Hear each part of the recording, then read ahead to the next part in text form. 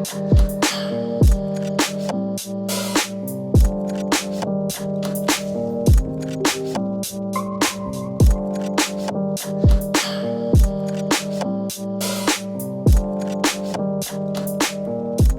right. I am feeling pretty good right now, if you couldn't tell. Last week, I got a monkey off my back that had been there for years, and now it's gone.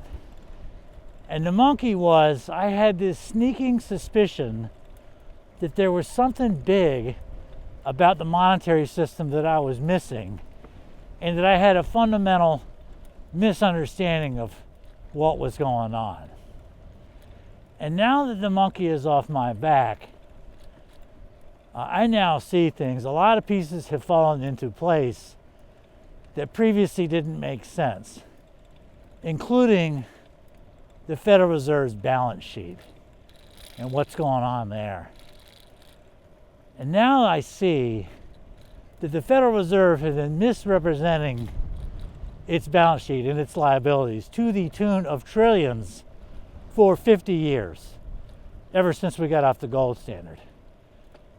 And as one result, just one result of that massive revelation to me, the federal debt is vastly overstated, and the Federal Reserve's financial condition is vastly understated to the tune of trillions of dollars. And that's just one implication of that.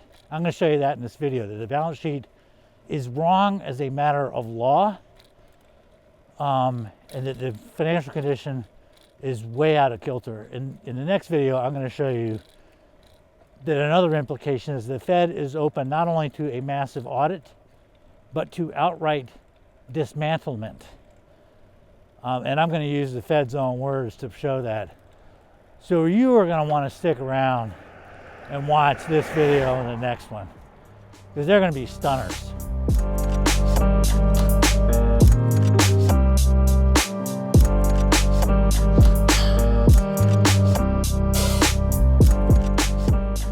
Now, to be clear, the monkey has had many incarnations, the biggest of which and the most recent of which has been cash. And cash has not made sense to me for a lot of reasons. But one of them is worth talking about, and that's the one that led me to a breakthrough. It costs money to make cash.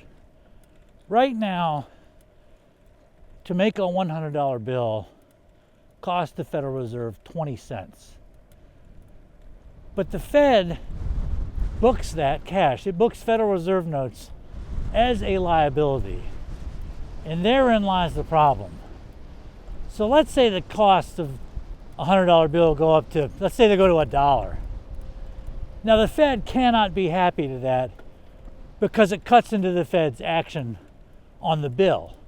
Before it was making $99.80, and now it's only making $99.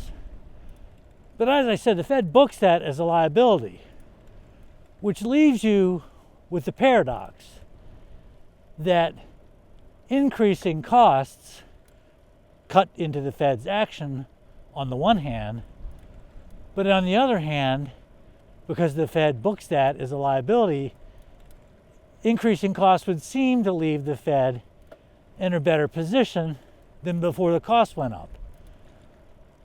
And that doesn't make any sense to me. But that led to a huge breakthrough. That led me to the mother lode of research papers where suddenly a lot of things didn't make sense before, suddenly made sense, and everything fell into place.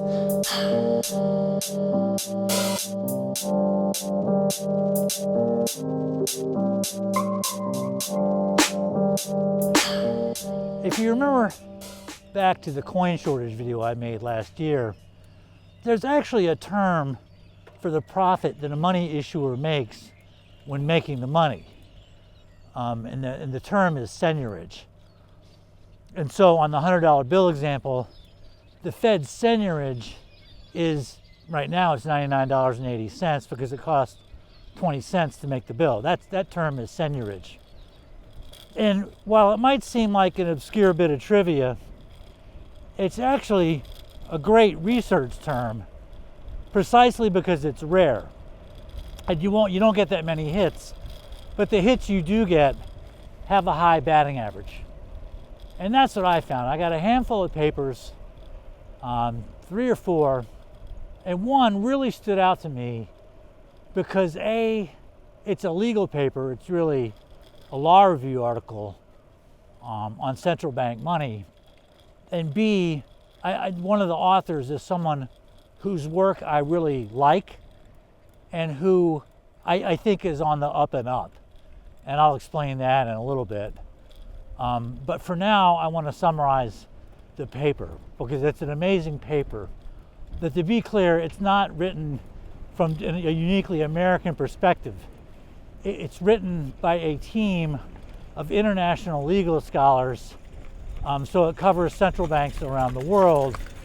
But my summary of it is going to be from the point of view of the Federal Reserve and the Federal Reserve's balance sheet.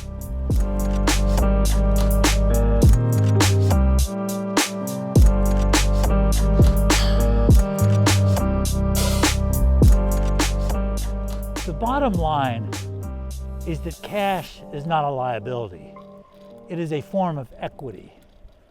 And not only that, this paper goes on and says it's not just cash, it's reserves too. It's all central bank money. None of it's a liability. It's all a form of equity. At least it has been since 1971 when we went off the gold standard. Now, on the gold standard, cash and reserves really were liabilities because someone could take $35 to the gold window and redeem it for 1 troy ounce of gold. And the same was true of reserves. And that's really what made it, that golden anchor around the neck of central bank money and around Federal Reserve notes and reserves, that golden anchor is what made those things true liabilities. But they have then not been liabilities since August 15th, 1971. And that has enormous implications. And by the way, it's not even contestable. It is not even legally arguable that those things are no longer liabilities. They are not liabilities and have not been liabilities since 1971. And that has enormous implications, not just for the trillions of dollars that the Fed has issued in the last 50 years, but also has enormous implications going forward, especially with central bank digital currencies. And we're going to get into those. But for now, I want to get back and I want to walk through this paper and show you and prove to you, as this paper does, that as a matter of law, the cash and the reserves on the Federal Reserve balance sheet absolutely are not liabilities. And then we can get into the implications of that, because this is a big deal and this could be a real game changer for the Fed and for CBDCs.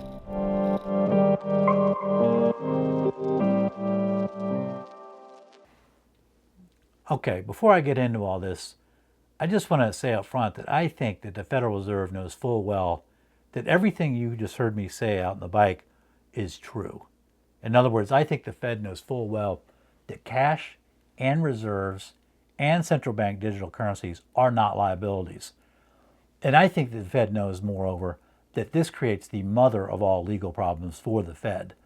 And the reason I say that is about a week after I went on that bike ride, I happened to catch another Bank for International Settlements symposium on central bank digital currencies, at least the second one involving both Jerome Powell, chairman of the Federal Reserve, and Augustin Carstens, the general manager of the BIS. And back in the first one, that was in October, they both said, they both emphasized that the CBDCs will be the third liability on central bank balance sheets. In other words, the first two are cash and reserves, and the third will be CBDCs. But all three will be liabilities. They're all liabilities, and everybody seemed to agree on that. And the issue of legality of CBDCs never came up. But in the second symposium, the issue of legality did come up. And I'm going to roll you a clip here. I want you to listen to the question that's put to Powell, and I want you to listen very carefully to his answer because it is very telling in my opinion. Let me roll that clip. So, just as a matter of curiosity, and I'd like to ask this question to Jens Wiedemann as well. One of the things that came out of the BIS's survey, which is fascinating, is it's not clear whether it's even legal in many jurisdictions. I think half of the central bank survey said they weren't sure. Is it legal to create this kind of thing at the moment in either the US or Europe? Chairman Powell and then Jens Wiedemann. We would. That's a good question, and we would not proceed with this without support from Congress. And I think that would ideally come in the form of an authorizing law, rather than us trying to interpret our law to enable this. So I think that's how we would look at it. Did you catch that? Jerome Powell never answers the question that's put to him. The question is it legal to create CBDC in the US? Yes or no? And Powell doesn't answer. Instead, he says, well, rather than trying to interpret the law to embrace CBDCs, we're going to go to Congress and get an authorizing law. Wow, that's quite the concession. If CBDCs are legal, I think the answer would go something along the lines of course it's legal. The same reason that cash and reserves are legal, those same considerations read with equal force on central bank digital currencies. But out of an abundance of caution, we're going to dot some I's and cross our T's and eliminate any doubt about legality by going to Congress. Powell doesn't say that. He says, well, rather than trying to interpret the law to read on CBDCs, as if he knows it's a stretch, because indeed it is a stretch. And I'm going to show you that it's a massive stretch and that CBDCs are not legal for the same reasons that cash and reserves are not legal either, and have not been legal in the US at least since 1971. And the way I'm going to do this is I'm going to work through a law review article, but the law review article, as I mentioned, is written from an international perspective. It's sort of a one-size-fits-all, Western legal jurisdictions law review article. And what I'm going to do is I'm going to glean the principles from that article. It's an excellent article. Then I'm going to take the principles from that article and I'm going to apply it specifically to the Federal Reserve as an American institution, which the law review article does not do, to be clear. So when I get into the Fed, this is my opinion. It's coming indirectly from the law review article, but it's my opinion. And the reason I want to do this is the Fed is a creature of Congress. It is an American institution. It is subject to the U.S. Constitution. And the Constitution and the U.S. legal system has created a big legal snag for the Fed, which in my opinion made a major misstep back in 1971. You heard Powell talk about getting authorizing legislation for CBDCs. The Fed should have done that, frankly, back in 1971 when we went off the gold standard, and it didn't do that, and now it's got a problem on its hands. And I'm going to get into this. And I think the Fed knows this is a problem too. That's really going to require another episode. But in this episode, I'm going to go through the law review article and basically outline what the essential problem is very clearly. But to do the article justice, to make sure everybody's on the same page, I want to cover some basics of a balance sheet first. And I know for a lot of viewers, this is, basic stuff, but I think it's important to get everybody on the same page and to really draw your attention to the balance sheet principles that are important when we get into the law review article. And when I go through the balance sheet, I want you to keep in mind Enron and WorldCom, two American companies from the early 2000s, they got into a lot of trouble by massively understating their liabilities. They were understating their liabilities. They would do things like, book loans as sales, and they'd take a big loss, they'd book it as an asset, but they were understating how bad things they were. The Fed is doing the opposite. The Fed has been doing the opposite for a very long time. It has been overstating its liabilities massively and basically hiding income that it's been deriving by printing money. And it's, in one sense, the problem is it looks like it's hiding wealth, and it most certainly is kind of doing that. The greater problem, though, for the Fed, in my opinion, is that it doesn't have authority to do what it's been doing for the last 50 years, to print up pure money. as I read the Federal Reserve Act, it only authorizes the Fed to print liability money. And if it's not liability, what are you doing? You have a problem on your hands. And there are legal consequences for the Fed issuing non-liability money, and the Fed knows it. I know that's true, but I'm going to get into that later in this video. My point now is that it's not just a matter of degree, the Fed, overstating its liabilities. The real problem is it's misclassifying in kind what those liabilities are. They're not liabilities at all. And it opens the Fed to a very serious legal challenge. So with no further ado, let's get into it. And I'll start with the balance sheet. This is the balance sheet of the XYZ Corporation. And what we want to key in on here are three things. And we're going to look at them from the point of view of the shareholders of the XYZ Corporation. The first thing is assets. And we like assets because they have value and we own them, and they are counterbalanced to some degree by the second item on the liability side, and those are liabilities. That is money that we owe to other people. Those are essentially debts of the XYZ Corporation. We do not like liabilities for a couple of reasons. One, assets minus liabilities are equity. So the bigger liabilities are, the less equity you have. The equity is really the value of the company. And really what you want to do, the name of the game on balance sheets is you want to minimize liabilities so that you maximize the value of the company, you maximize the equity. And that equity is owned by the shareholders of the company. The more work, the harder the company works and the more efficiently it's run, generally the higher its equity. But we don't like liabilities. You could see quite obviously why it saws into our equity.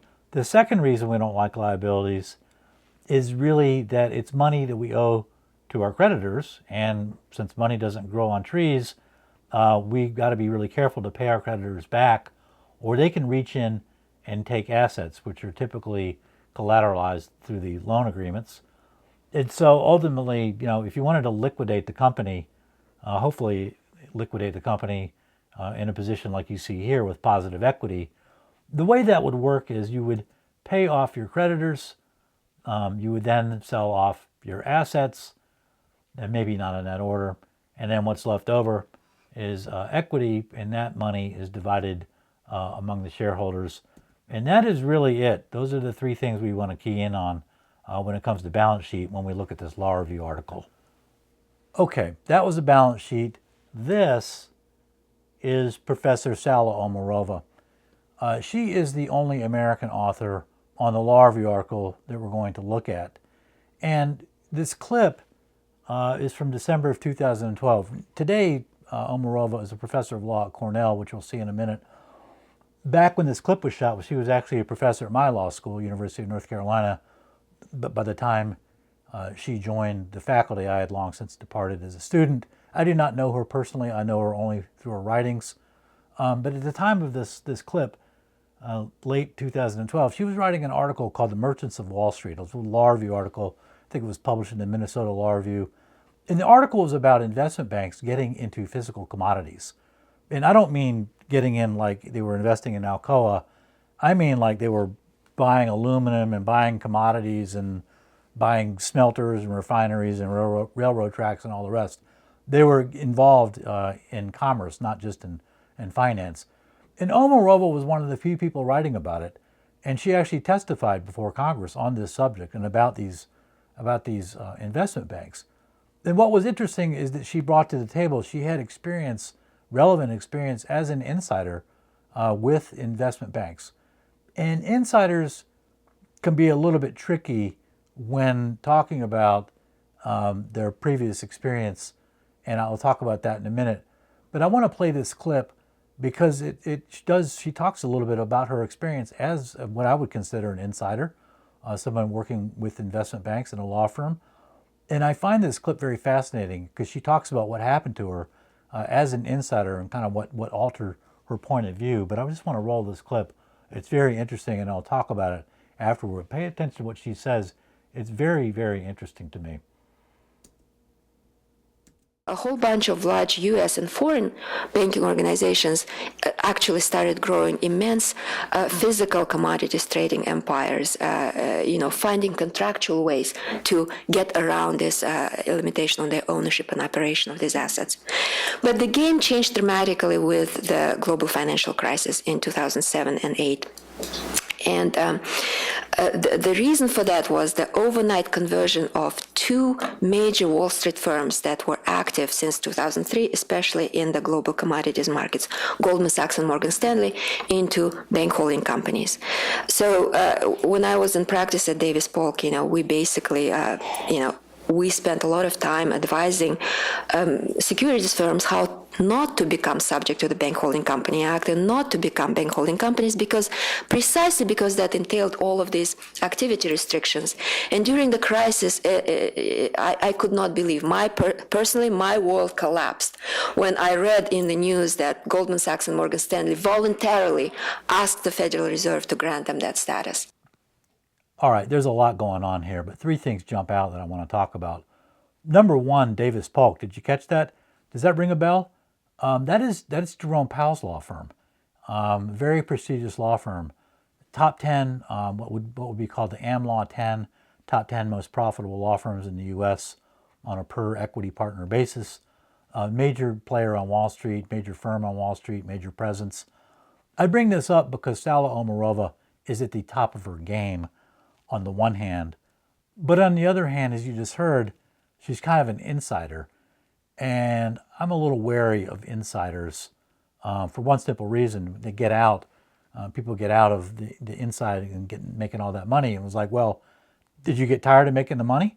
I mean, I was never an insider, but I did pretty well under the old system. I never got tired of the money. So I think with insiders, I always think, at a minimum, they're biased. And I think in a lot of cases, frankly, some people are still working for the firms they used to work for. I have never found anyone who ever worked at Goldman Sachs I find trustworthy. Not one. In all the people I've heard from Goldman Sachs, I just think they're untrustworthy people. Now that being said, one of the reasons is I've never heard a Goldman Sachs person who has had the scales fall from their eyes in the way you just heard from Omarova. And that's the one sort of exception that I extend to insiders where they've had that sort of Saul on the road to Damascus, or Salah as it is on the road to Damascus, that sort of spiritual experience where it sort of changes their point of view. And you just heard her she said, my world collapsed. And I completely get that. And, the world collapsed from her point of view because, one day she's advising investment banks on, do X, Y, and Z because you don't want to be subject to the bank holding company laws. You don't want that. You'll have lower leverage ratios and all the rest. And then the next day during the financial crisis, what happens? The investment banks, Morgan Stanley and Goldman Sachs, both go begging to the Fed, tin cup in hand, begging to become bank holding companies. And Omarova's like, what is going on here? I just was spending, a major part of my career advising you not to become BHCs. And then you're begging to do that very thing. And I get that. I had sort of a similar, again, I wasn't an insider, but when I saw those companies get bailed out, those banks get bailed out, I knew how much fraud was going on. And, I realized, the world was not as I thought it was. I was looking at it that way for a long time. I was thinking, I'm making all this money, and working in a meritocracy under the rule of law in a constitutional republic. Come to find out, that's not the system. That's not our system at all.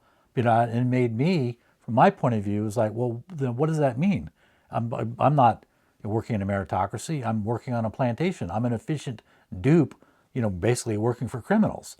And so I get that, seeing the world as you wanted it to be, and then one day it hits you in the back of the head like a 2x4. You see the world as it is, and it's just, your world collapsed. I get that. And I don't think she's acting there. I mean, in fact, I know she isn't.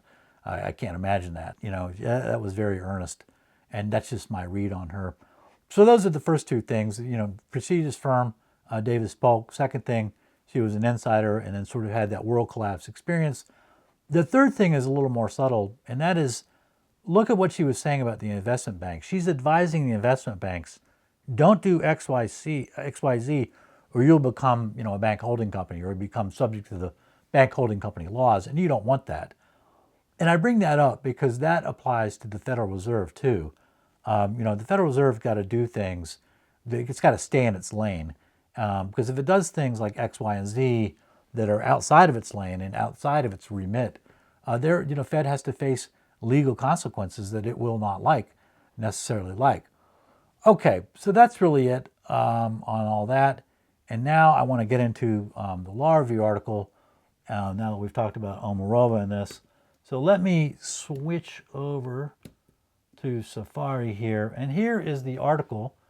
It is called Central Bank Money, Liability, Asset, or Equity of the Nation. I'll go through the authors here. Let me get this in the PDF browser view so we can see it better. There we go. And there's Cornell Law School. So it's the law review article is published under auspices of Cornell Law School. Let's look at the authors of this article. Sala Omarova, we've already covered. I think I'm pronouncing that correctly, Sala. Anyway, we've covered her. Simon Gleeson is a UK attorney. He is a partner at Clifford Chance, which is sort of the UK equivalent to Davis Polk. Clifford Chance is actually part of what's called the Magic Circle, which is the top 5 or 6 global law firms headquartered in the UK or headquartered in London. Very prestigious firm. He is also a professor of law, I believe, at Queen Mary University, and the author of a legal treatise called The Legal Concept of Money. It's about a $100 legal treatise published by the Oxford University Press. A very nice piece of work. Rosa Lastra is also a UK attorney. She, I believe, is also a professor at Queen Mary University. She is the author of her own treatise called, I believe, International Financial and Monetary Law. That's actually a Oxford University publication that'll set you back $300 if you get it. Well, Bateman, I believe, is Australian attorney. Yeah, that checks out down here. Allen is, I believe, a German attorney. And then we come to the lead author. I don't know too much about those two guys. Michael Kumhoff is the only non-lawyer among the group.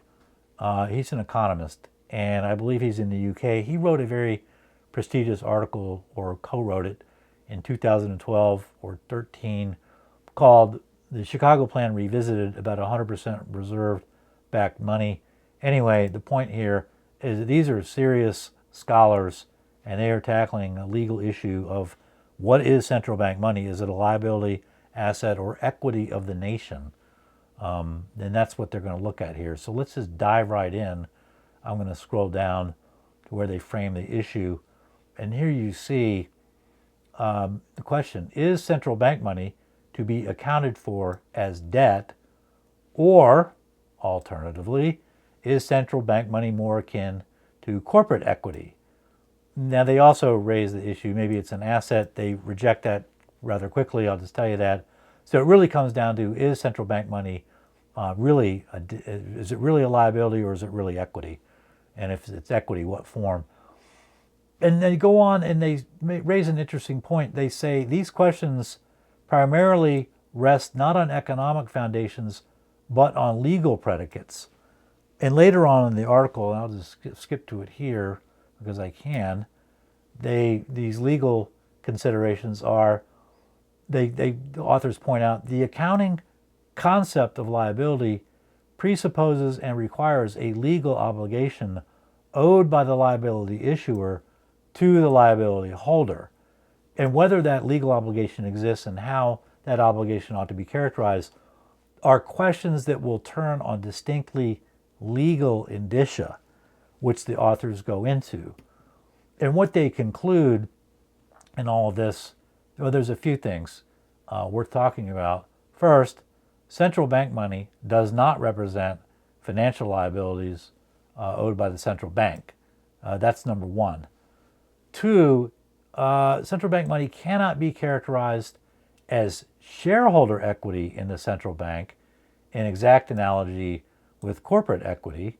But even though it's not corporate equity, the authors say, really central bank money should be treated as a sui generis hybrid financial instrument, which could be described as a form of social equity.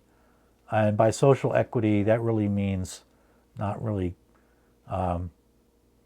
what you might think, but more the equity of the nation, the sovereign equity, the societal equity, I think might be a better way of putting that.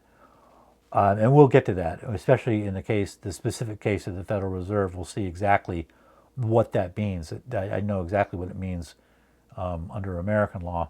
But again, this is a one-size-fits-all sort of legal article that applies to Western jurisdictions generally. But they say they're going to engage in a close legal analysis of the predicates underpinning these concepts.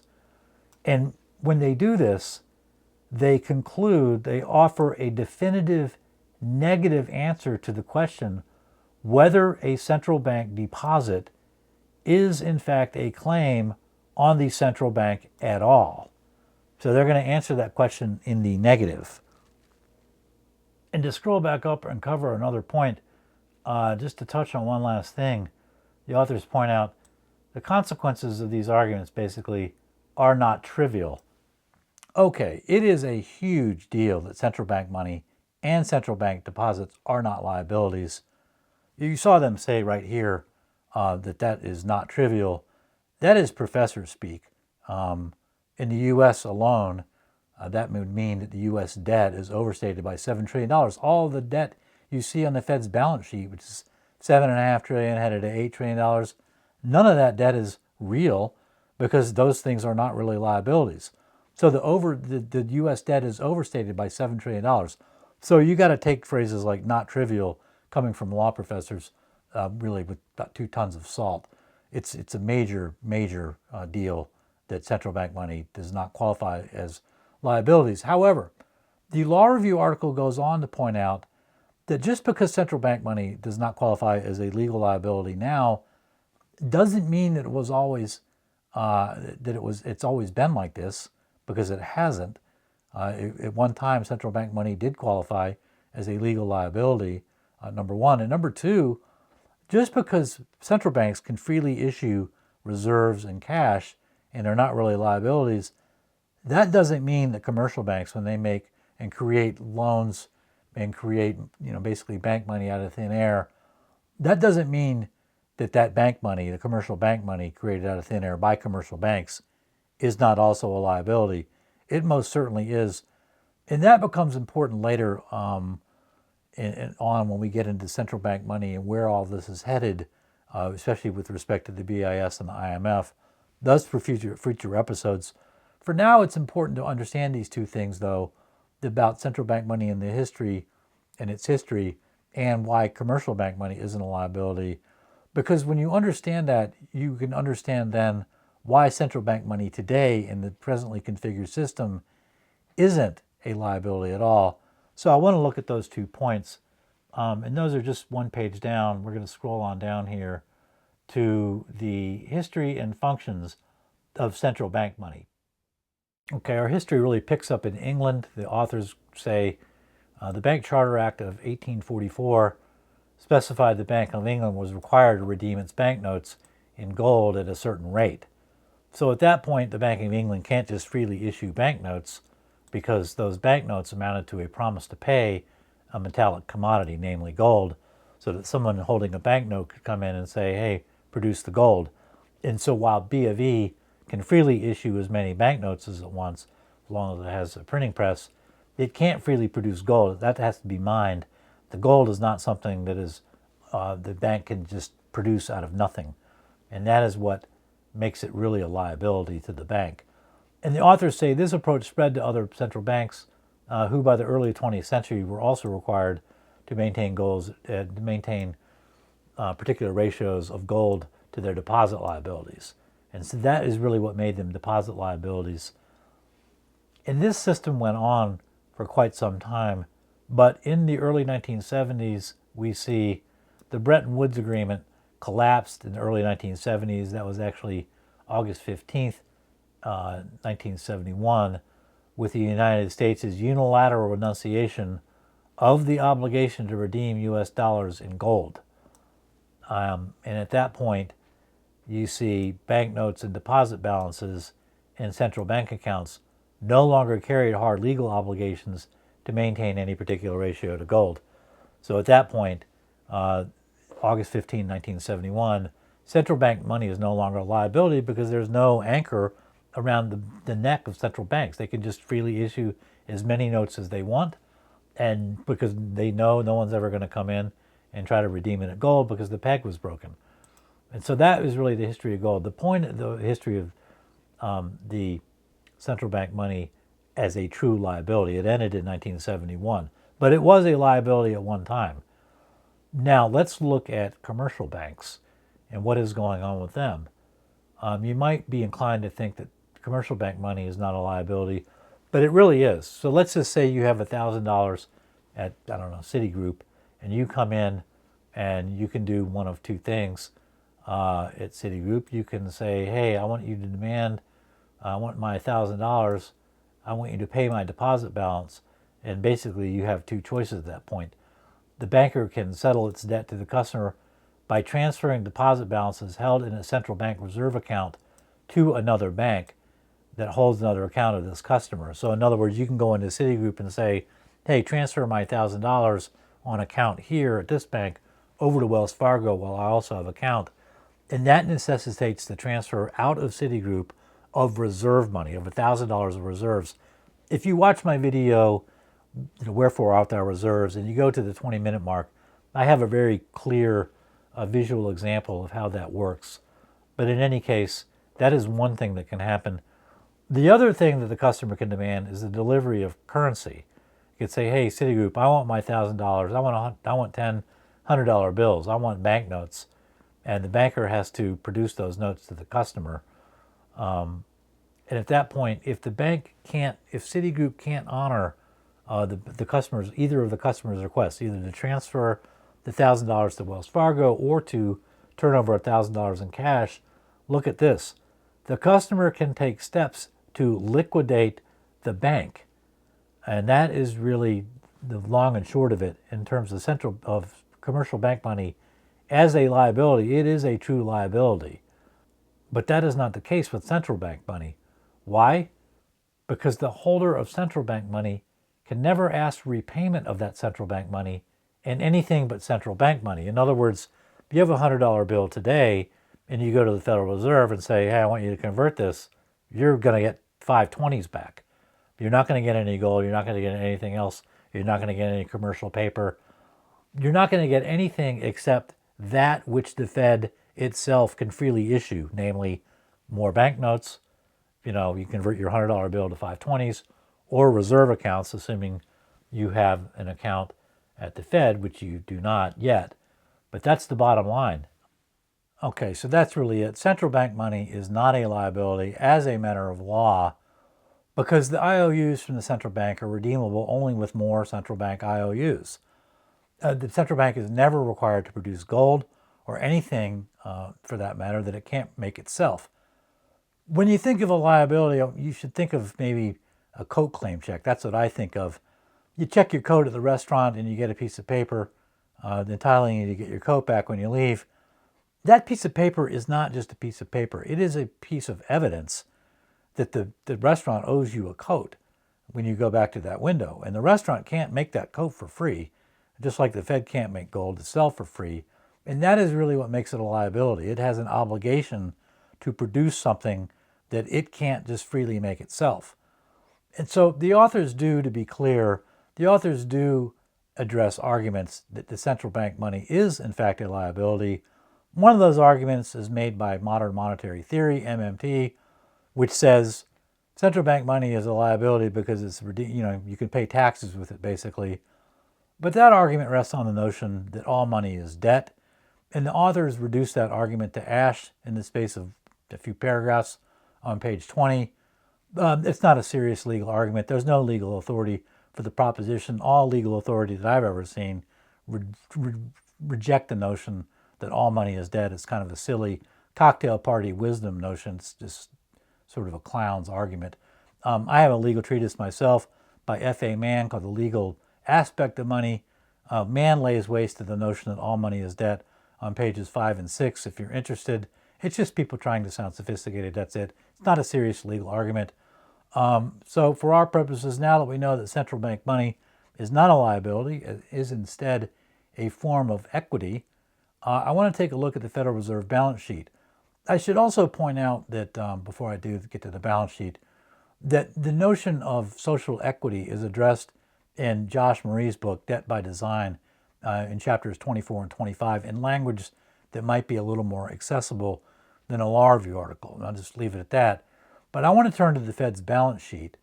And to be clear, when I go to the balance sheet, I am not talking about the law review article by Gleason and Omarova and Kumhoff and the rest. This is me applying the teachings of that article to the Fed's balance sheet.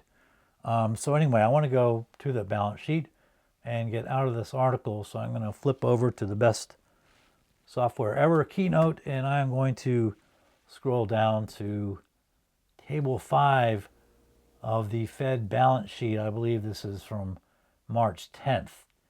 Now, the first thing we want to do is get rid of the two right columns because the figures in those columns are just changes in the balance sheet. What we are interested in is the absolute numbers of the balance sheet because we want a snapshot of what's going on with the balance sheet. So let's get rid of the right two columns. I'm going to repurpose those.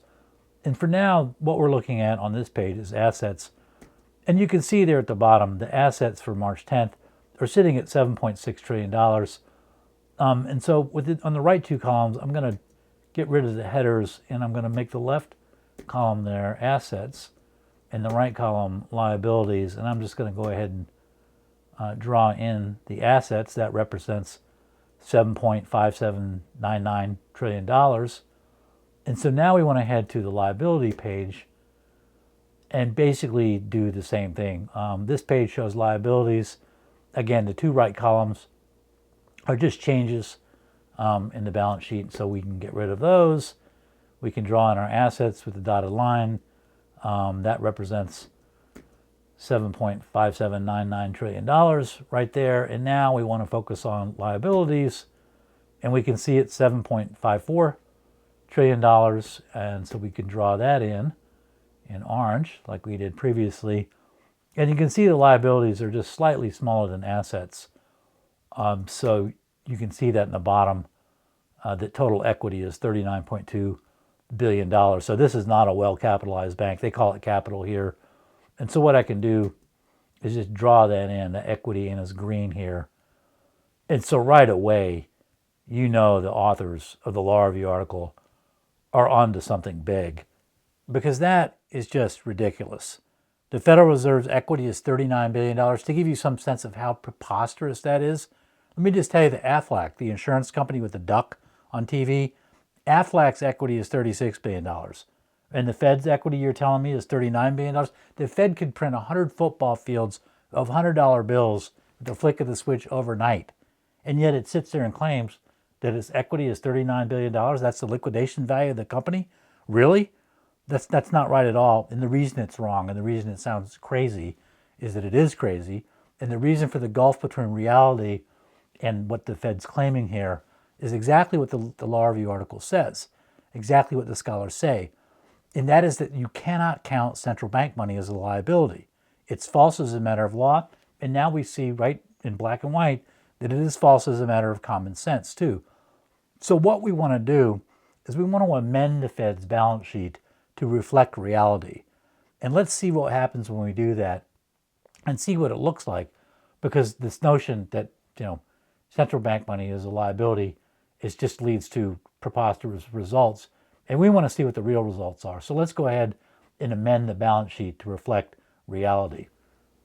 So let's look at the two biggest liabilities that really aren't liabilities. One is Federal Reserve notes at a little over $2 trillion, and the other is deposits at over $5.2 trillion. And we know from the law review article that those aren't liabilities. They aren't backed by anything. They don't require the Fed to tender anything that it can't freely generate itself. So they're not really liabilities. And so we need to change the balance sheet, and we can change it both as a line item to some form of equity and in graphical form. We would change it there in the right column. That is what the authors called social equity. And we'll do the same thing with deposits.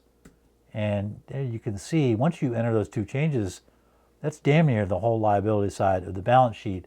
And as I mentioned, that is what the authors call social equity.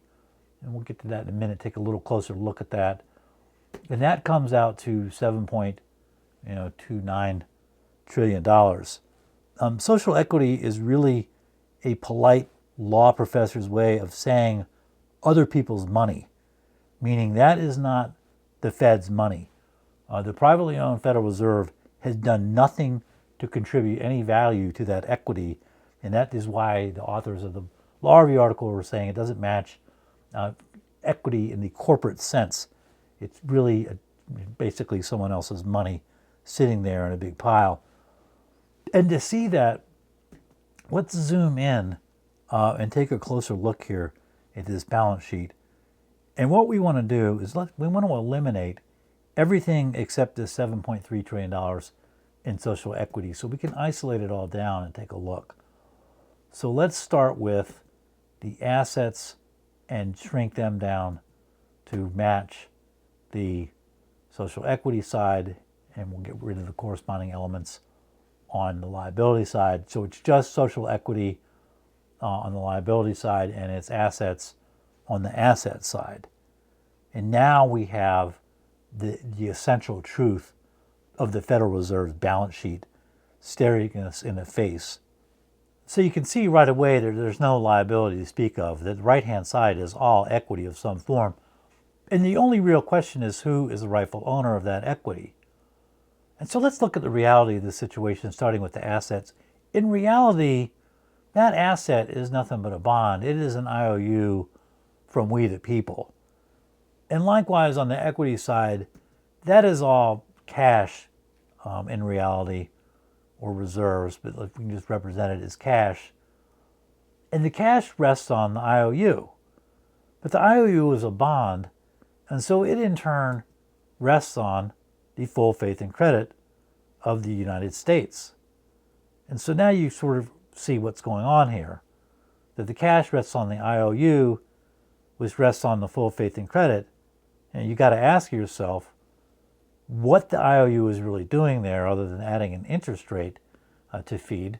Why don't we just get rid of the IOU, since the cash is resting ultimately on the full faith and credit anyway? We'll just cut out the middleman. And now you see the reality of what's going on. All of the value of cash and all of the value of reserves rests on the full faith and credit of we the people, full faith and credit of the U.S. government. And yet it's the privately owned Federal Reserves, the 12 regional Federal Reserves, that are selling cash and selling reserves at face value and pocketing the seigniorage, which, remember from the bike ride, is $99.80 for a $100 bill. In other words, the Federal Reserve is making huge income selling monetary instruments, but it's booking the entire amount as a liability. So you could really see this when you compare what the Fed is doing to the Treasury. The Treasury, while the Fed's printing cash, issuing cash, the Treasury is minting coins. And last year, the Treasury made $600 million selling coins. That was the seigniorage. It was the face value of the coins minus the cost of the coins, $600 million. And the Treasury used that to pay down U.S. debt. But when the Fed sells cash and sells reserves, it says, oh no, that's not income, that's a liability. And the Fed's made $7.3 trillion in income selling U.S. money, selling full faith and credit money. And it books the entire amount as a liability. And that's how the Fed is able to report the Aflac-size equity of $39 billion. It's hiding trillions of dollars in income. And remember that when the Fed pats itself on the back, and the Fed apologists pat the Fed on the back for turning over 90% of its profit. Wow, that's real philanthropy there, since you hid $7.3 trillion before you turn over your profit. And so by hiding income like that, the Fed is $7.3 trillion richer, and we're all $7.3 trillion poorer. Now, the financial fix to all this is actually pretty easy. You've been selling U.S. money for 50 years, basically selling like a gigantic coin for 50 years. All we got to do is just chop $7.3 trillion off the debt.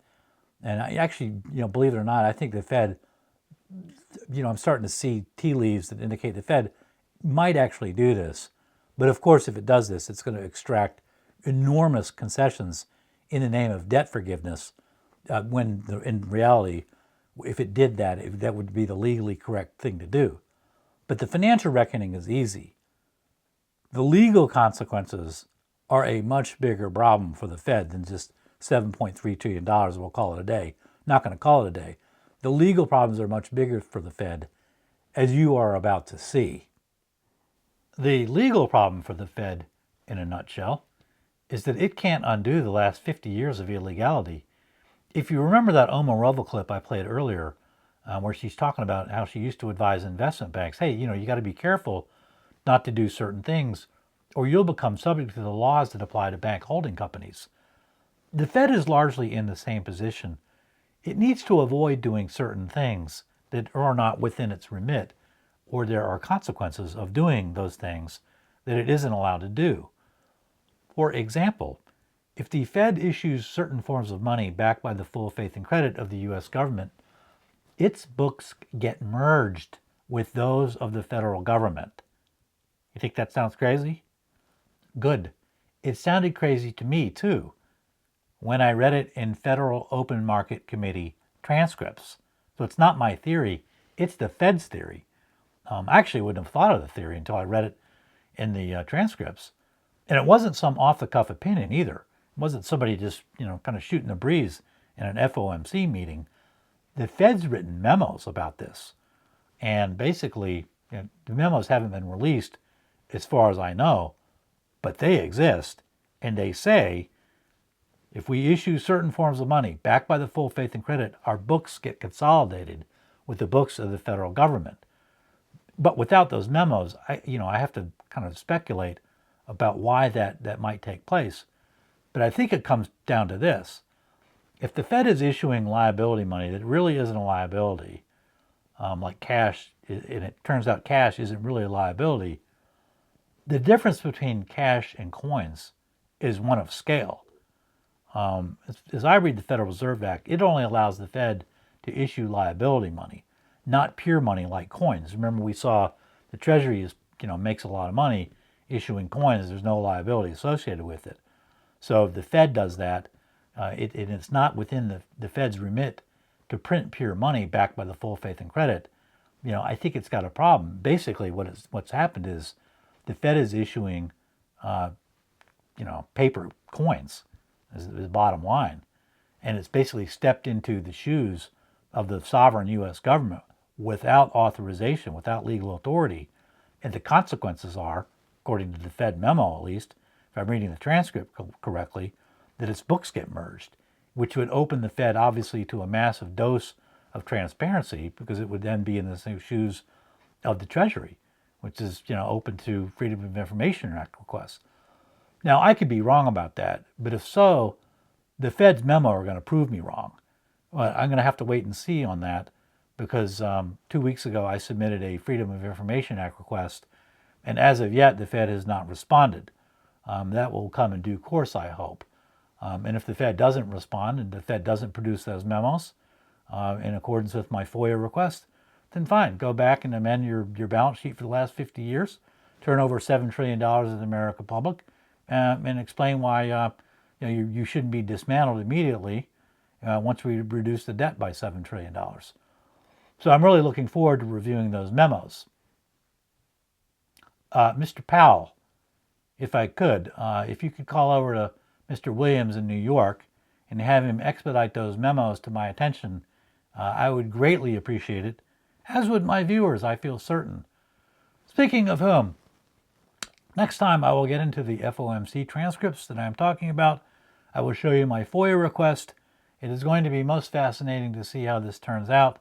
But in the meantime, thank you so much for watching, and I will see you next time.